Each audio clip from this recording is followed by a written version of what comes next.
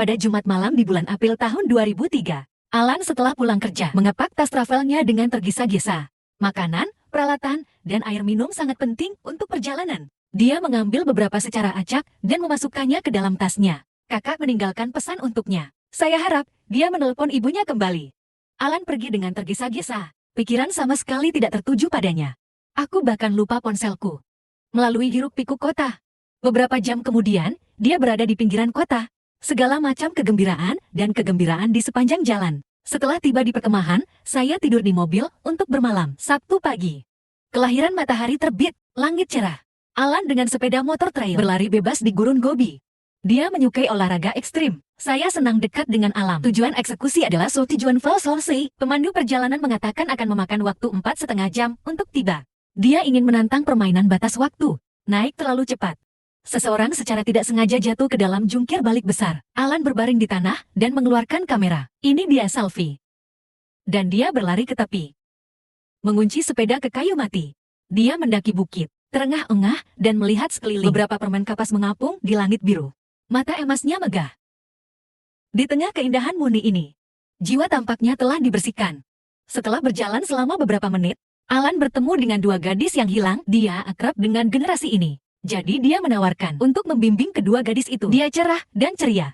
Humor percakapan. Kedua gadis itu ragu-ragu dan setuju. Aaron bilang dia tahu cara yang keren. Saya ingin mengajak mereka untuk bersenang-senang. Tapi jalannya agak terjal dan agak ramai. Gadis itu berkata tidak ada masalah sama sekali. Tapi begitu gambarnya berubah, keduanya menyesalinya. Ini agak curam. Gadis itu menyatakan keprihatinan. Bagaimana jika batu di atas bergerak? Kata Aaron. Segala sesuatu di dunia bergerak setiap saat. Lalu dia melepaskannya dan menyelinap jauh ke dalam celah. Sampai menghilang. Turun dua gadis berteriak secara mental. Menangis namanya. Ada sesuatu yang lain di bawah sana. Tersembunyi di jurang bawah tanah biru. Dan Aaron menjawabnya dengan sebuah lagu. Keduanya tidak bisa menahan tawa terbahak-bahak. Dengan dorongan dari Alan, kedua gadis itu memberanikan diri untuk melompat. Jurang biru itu misterius dan memikat. Air yang memercik mekar. Kemudian, mereka terus memanjat dan melompat turun. Selamat bersenang-senang. Mereka berfoto bersama sebelum berpisah. Gadis-gadis berpikir dia lucu. Undang dia ke pesta besok malam. Dia juga memberitahu Alan alamat spesifiknya. Alan Kears mengucapkan selamat tinggal gadis kepada mereka. Memperhatikan punggungnya saat dia pergi. Mereka berdua menyukainya. Dan Alan melanjutkan perjalanannya. Berjalan melalui celah-celah batu yang terus-menerus. Ketika Anda datang ke selokan dia meraih batu untuk meminjam kekuatan. Akibatnya, batu itu berguling dan dia juga jatuh ke ngarai. Tapi dengan teriakan, butuh waktu lama Alan untuk kembali sadar. Dia menemukan tangan kanannya terjebak di antara bebatuan dan tebing dari waktu ke waktu. Di atas kepala adalah 1 hektar biru yang tenang. Dia mencoba menariknya keluar, tapi dia tidak bisa mengeluarkannya. Dia menabrak dan membawa. Mencoba dengan segenap kekuatanku untuk memindahkan batu itu. Tapi setelah melempar untuk waktu yang lama, batu itu masih tidak bergerak. Dengan mulut kering, dia minum setengah botol air sekaligus. Anda juga bisa berteriak histeris nama dua gadis. Tapi di tempat seperti ini sepenuhnya salah. Gurun ini sangat luas, berpenduduk jarang, dan dia ada di celah di tanah. Dia seperti setitik debu yang tersembunyi di celah bumi, kecil dan tersembunyi. Setelah tenang, Alan mulai memikirkan rencana swadaya, menghitung barang-barang di dalam tas. Dia mulai menggunakan pisau yang dia bawa. Mencoba memahat dukungan batu. Tapi batu itu keras. Sepertinya tidak bergerak untuk waktu yang lama. Tangan Alan sakit. Saya ceroboh dan tidak memegangnya dengan mantap dan pisau itu jatuh ke tanah. Ini pasti di luar jangkauan dengan tangan Anda. Dia memikirkannya dan dia memegang tongkat di antara kakinya. Kakiku mau kram demi bos. Baru saja mengaitkan pisaunya. Setelah mendapatkan pisau, Alan tidak bisa menahan tawa. Untuk mencegah pisau terlepas, dia mengikatnya di pinggangnya dengan sutas tali. Teruslah menggiling sedikit demi sedikit. Ini jam 12 siang di hari Minggu. Alan telah menghabiskan banyak energi, tapi batu itu masih belum menunjukkan tanda-tanda akan mengendur. Hanya saja dia menyadari pentingnya air. Saya tidak berani minum air. Setelah upaya yang tak terhitung jumlahnya, dia akhirnya mengaitkan batu di atas dengan tali panjat. Tali itu menahan tubuhnya. Lelah, dia tertidur. Ketika Anda bangun, teruslah mencari batu. Seekor burung gagak terbang di atas kepala. Alan ingin menyapanya. Dan dia terbang begitu saja. Kemudian, matahari bersinar melalui celah-celah. Waktu perlahan berpindah ke sisi Alan. Dia mengulurkan tangan untuk menyentuh matahari. Rasakan kehangatan dan harapan yang dia bawa. Sama seperti ketika dia masih kecil dengan ayahnya. Duduk di puncak gunung, menyaksikan matahari terbit. Pada jam 3 sore, Alan merekam video dengan kameranya. Memperkenalkan situasi kesusahannya sendiri. Dan nama orang tua, dia sudah terjebak di sini selama 24 jam, karena darah tidak dapat bersirkulasi. Dia mungkin tidak akan bisa menjaga lengannya. Sekarang dia kehabisan makanan dan air. Dia pikir dia akan mati. Mereka yang ingin menemukan kamera. Bisakah Anda membantu memberitahu orang tuanya? Saat itu, tumpukan debu jatuh. Alan mengira ada yang lewat. Keinginan bertahan hidup instan terangsang. Dia berteriak histeris. Dan tidak ada respon. Lihat panggilan untuk meminta bantuan di kamera. Aaron mulai menyemangati dirinya berulang kali untuk tidak menyerah. Makan makanan kering dalam gigitan kecil di malam hari. Memikirkan dingin dan dingin di pesta. Tidak banyak bir yang tersisa. Dia harus merencanakan minum sedikit demi sedikit. Itu saja, Alan menghabiskan malam setengah terjaga. Senin, dia membuat katrol dari tali panjat. Batu itu menggunakan beratnya sendiri. Cungkil batu sialan itu. Tapi setelah melemparkan untuk waktu yang lama, itu masih sia-sia. Itu ada di kepalanya. Berbagai jus dan minuman manis dan lezat. Meski bibir mulai mengelupas, Alun hanya bisa meneguknya sedikit untuk melembabkan tenggorokannya. Dia mulai mengumpulkan urin untuk keadaan darurat. Lalu dia perlahan menyadari, tangannya menopang berat batu. Semakin dia terus seperti ini, tangan akan tersangkut dan mati. Jadi dia harus bersiap untuk menyelamatkan dirinya dengan lengan patah. Ini seperti tokek dengan ekor. Dia memasang tourniquet tapi pisaunya sudah direbus sampai tidak bisa memotong kulitnya. Dia menertawakan dirinya sendiri. Jangan memperoleh produk palsu yang murah.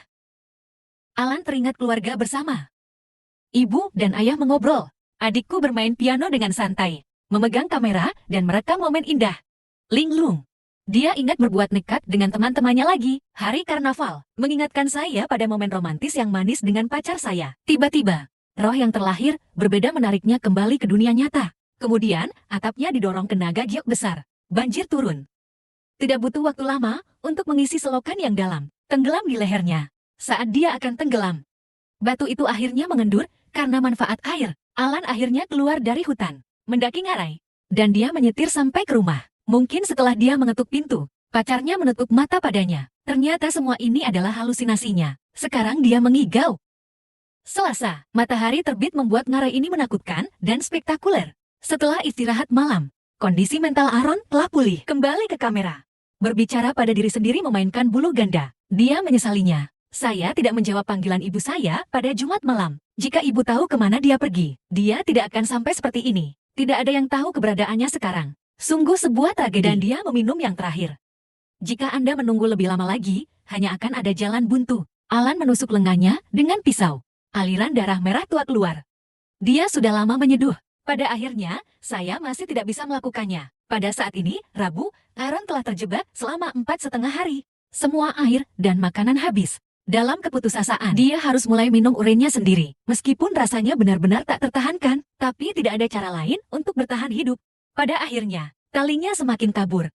Halusinasinya semakin parah. Bau busuk lalat berdengung di sekujur tubuhnya. Dia ingat hari dia putus dengan pacarnya. Mengulurkan tangan untuk mencoba menjaganya. Dia juga melihat kerabat dan teman-temannya duduk di depannya. Melihatnya dengan ekspresi serius. Alan tidak bisa lagi bersama adiknya. Piano ensemble. Tidak mendapat kesempatan untuk menghadiri pernikahannya. Hidupnya seperti baterai. Hanya ada satu kotak kecil terakhir yang tersisa. Dan batu sialan itu seolah ditakdirkan untuk menunggunya. Karena dia adalah batu. Aku sudah menunggunya. Tunggu dia datang ke sini. Seluruh hidup Aaron sepertinya dibuat untuknya. Mati untuknya. Keinginannya benar-benar hancur. Dia mengukir misteri makam di dinding, berbaring di tanah dengan tenang menunggu untuk mati. Semut mulai menggerogotinya.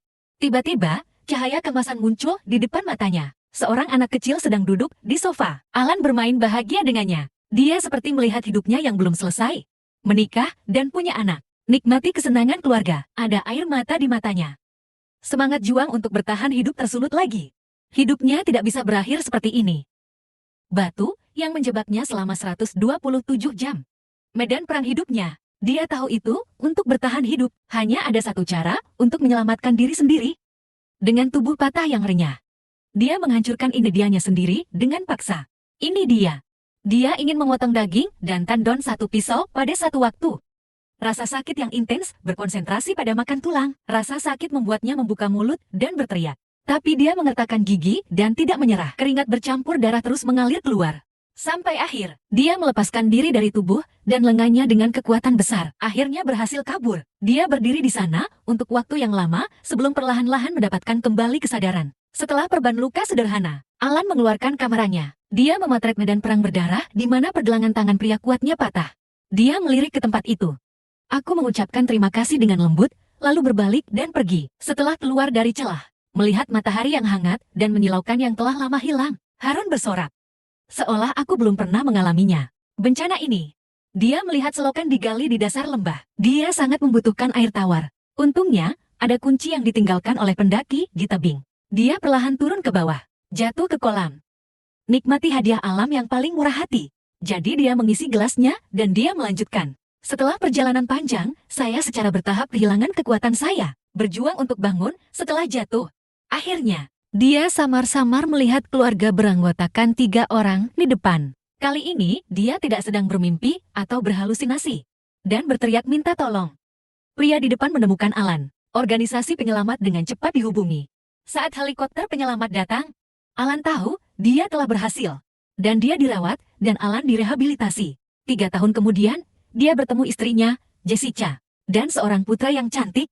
Dia masih menyukai olahraga, cinta alam. Tapi dia selalu meninggalkan catatan. Jelaskan keberadaanmu.